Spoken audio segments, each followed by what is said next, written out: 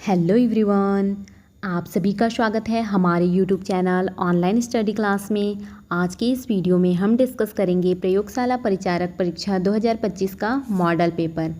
आज के वीडियो में मोस्ट इम्पॉर्टेंट एमसीक्यू देखेंगे जो है सामान्य विज्ञान के। सामान्य विज्ञान के अंतर्गत जीव विज्ञान पर आधारित एमसीक्यू देखते हैं। क्वेश्चन नंबर 1 है, पंखुड़ियों के बिना फूलों में परागकण किस साधन से होता है? हवा, मिट्टी, पानी, प्रकाश। राइट आंसर है ऑप्शन नंबर ए, हवा। पंखुड़ियों के बिना फूलों में परागकण हवा के माध्यम से होता है। इसका कारण देखते हैं। कारण है, पंखुड़ियों के बिना फूल रंगीन नहीं होते हैं, जिससे वे कीटों को आकर्षित नहीं करते हैं, इसलिए इनमें परागकण हवा के माध्यम से होता है।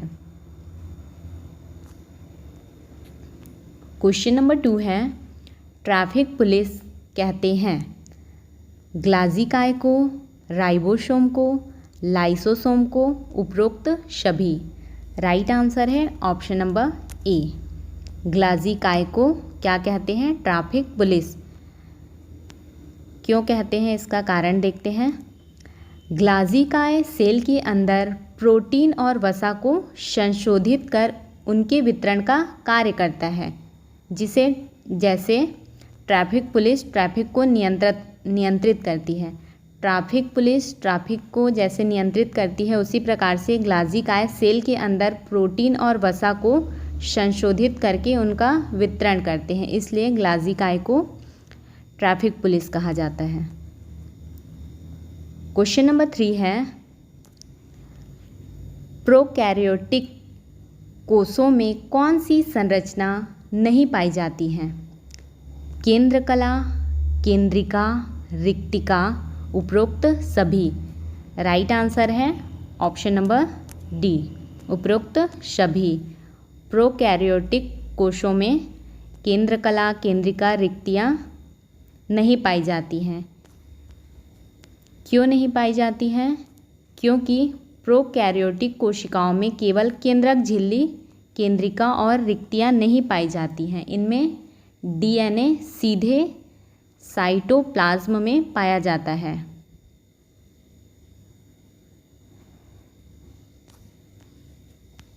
क्वेश्चन नंबर 4 है, लंबाई में वृद्धि निम्न में से किसके द्वारा होती है?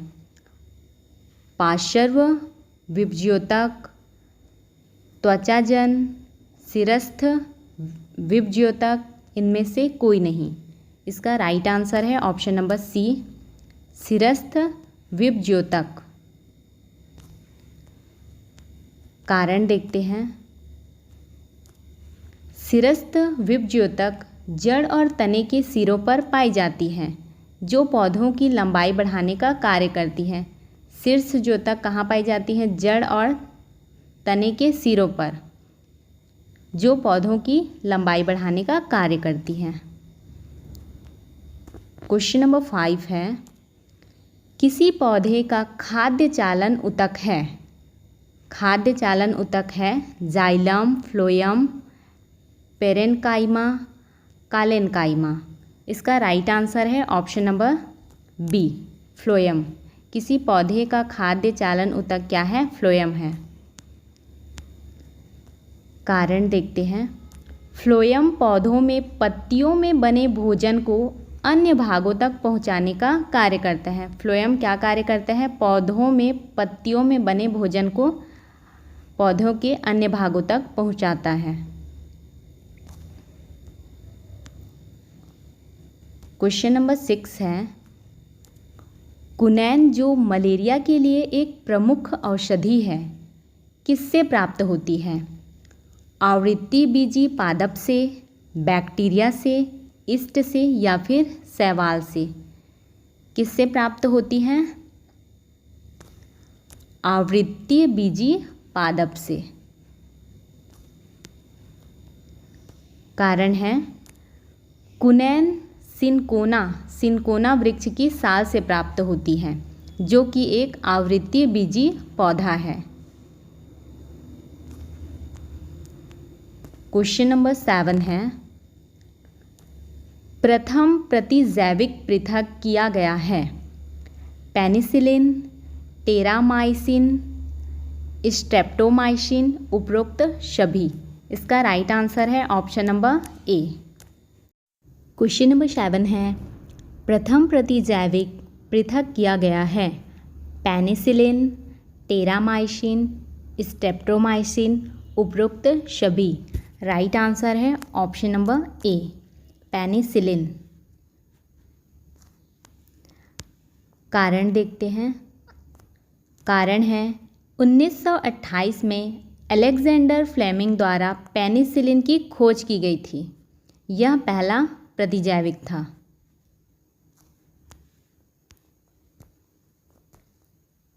क्वेश्चन नंबर 8 है, पत्तियों में स्टार्च की उपस्थिति के परीक्षण के लिए कौन सा अभिकर्मक प्रयोग होता है? आयोडीन विलयन, फेहिंग्स विलयन, बेनेडिक्ट विलयन, मिल्सन अभिकर्मक। राइट आंसर है ऑप्शन नंबर ए, आयोडीन विलयन। कारण है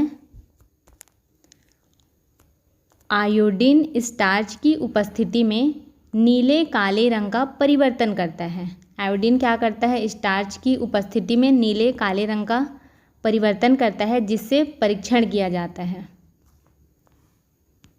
क्वेश्चन नंबर 9 है, अधिकतम वृद्धि होती है तने के शीर्ष पर, तने के आधार पर, शीर्ष के कुछ पीछे, पौधों के सभी स्थानों में। सबसे ज़्यादा वृद्धि कहाँ पे होती है? तने के शीर्ष पर। Option number A right answer है। इसका कारण देखते हैं। कारण है पौधे की लंबाई में वृद्धि मुख्यतः शीर्षस्थ विभज्योतक के कारण तने के ऊपरी भाग में होती है। क्वेश्चन नंबर 10 है, निम्न में से कौन सा पृथ्वी के कार्बन चक्र CO2 की मात्रा नहीं बढ़ाता है? श्वसन, प्रकाश संश्लेषण, जैविक पदार्थों का क्षय, ज्वालामुखी क्रिया। इसका राइट आंसर है ऑप्शन नंबर ए, प्रकाश संश्लेषण। क्या करता है? कार्बन चक्र में CO2 की मात्रा को नहीं बढ़ाता है। इसका कारण देखते हैं। कारण है प्रकाश संश्लेषण प्रक्रिया में पौधे CO2 का उपयोग करते हैं।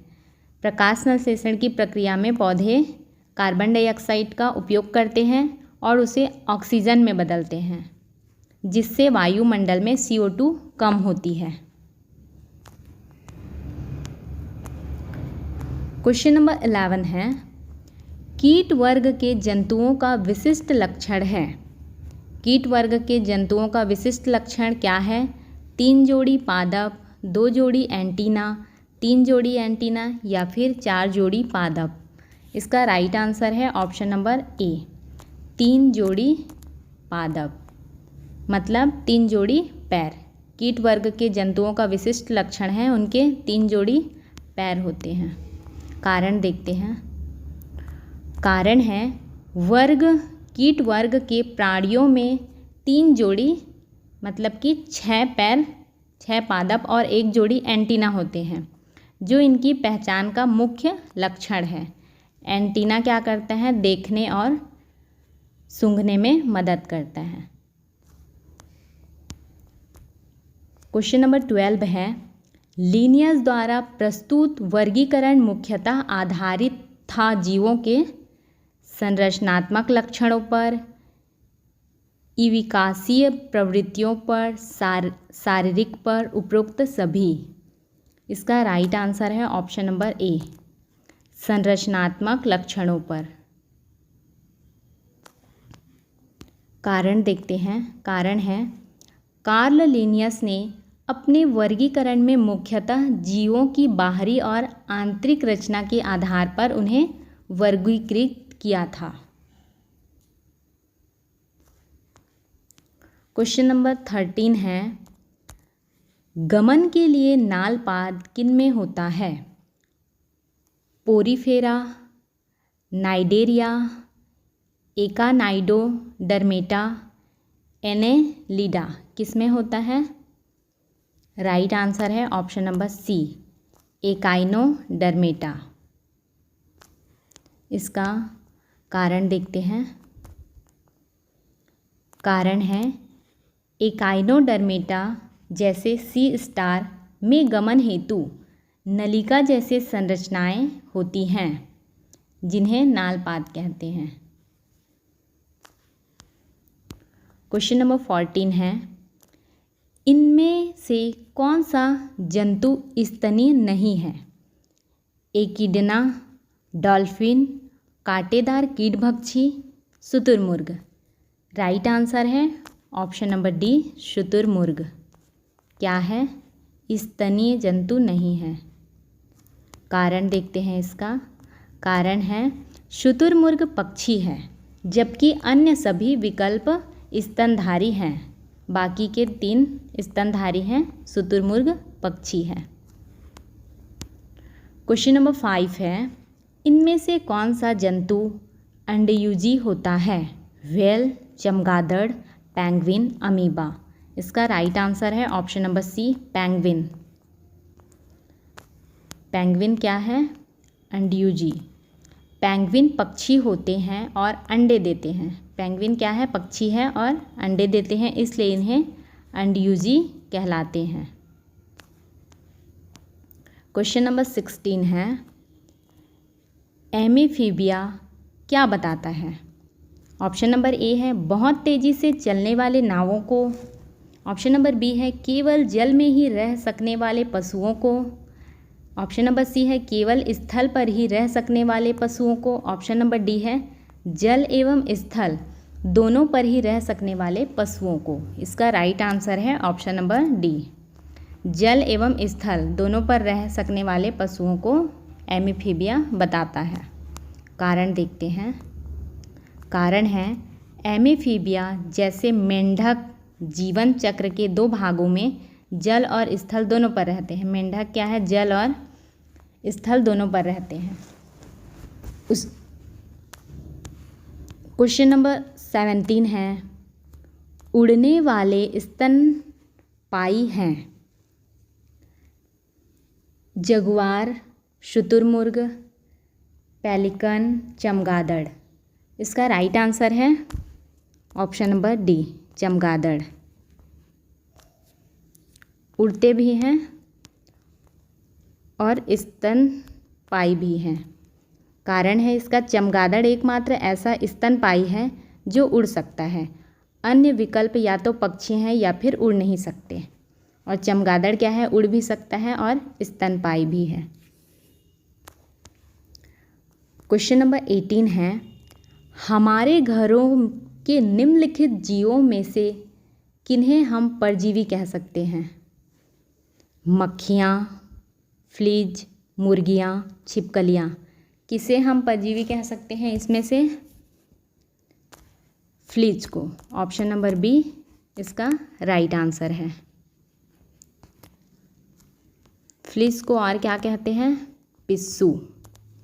कारण है इसका फ्लीज त्वचा से खून चूसने वाले परजीवी होते हैं जो अन्य जीवों पर निर्भर होते हैं। ये दूसरे जीवों के खून चूस के जीवित रहते हैं, इसलिए इन्हें परजीवी कहते हैं, दूसरे पर निर्भर रहते हैं।